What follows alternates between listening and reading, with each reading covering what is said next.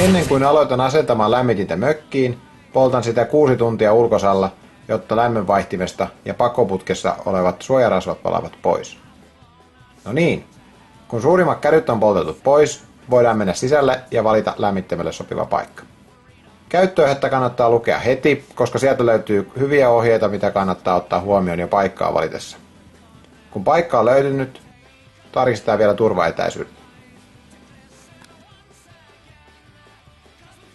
Merkkaa reikien keskikohdat seinään ja aloita poraaminen. Pakoputkelle tehtävä isompi reikä porataan 121 mm kuppiterällä.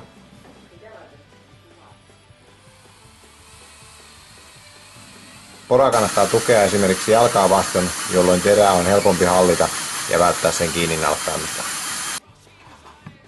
Kun terä loppuu kesken, otetaan vasarajat alta tai vaikka huono puukko ja kaiverretaan reiän keskikohta pois.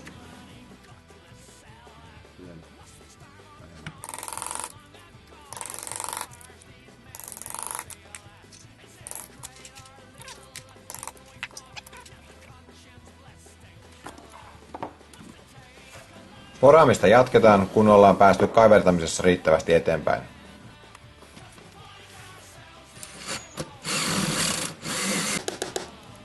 Mitä pidemmälle seinän sisään päästään, sitä hankalammaksi kaivertaminen taltalla käy.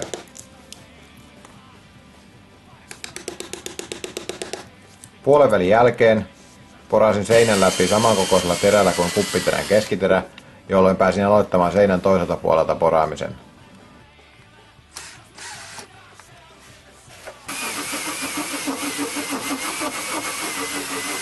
Sitten kun terän sahausjälki saavutti sisäpuolelta poratun sahausjäljen, oli loppupalikka helppo ottaa pois.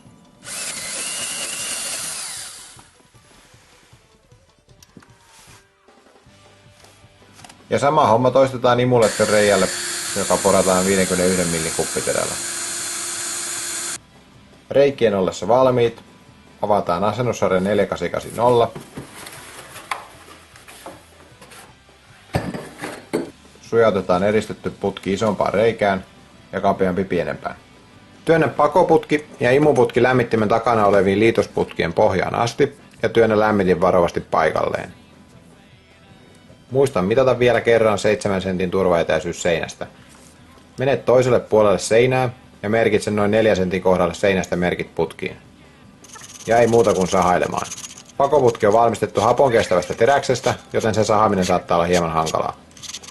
Alumiininen imuputki sen sijaan kannattaa katkaista mattoveitsellä tai sillä huonolla puukolla. Kun putket on sahattu, voit asettaa ne reikiin ja aloittaa peitelevyjen asentamisen.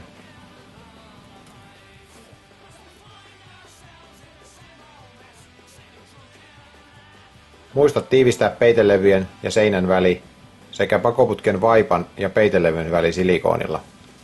Tämän jälkeen kiinnitetään leikatut putket lämmittimeen, pakoputki putkisiteellä ja imuputki letkusiteellä.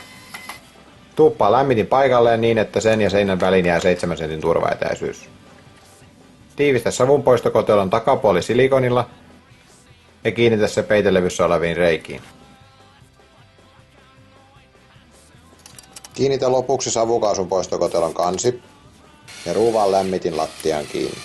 Sähköjohdot on näppärä vetää mökin alla, kun siellä on mukavasti tilaa. Mikäli laitteen mukana tuleva 4 metrin johto ei riitä suoraan akulle, älä jatka johtoa, vaan hanki riittävän pitkä yhtenäinen johto. Muista johtoa hankkiessasi, että jokaisen lisämetrin tulee kasvattaa johdon poikkipinta-alaa 1 4 mm.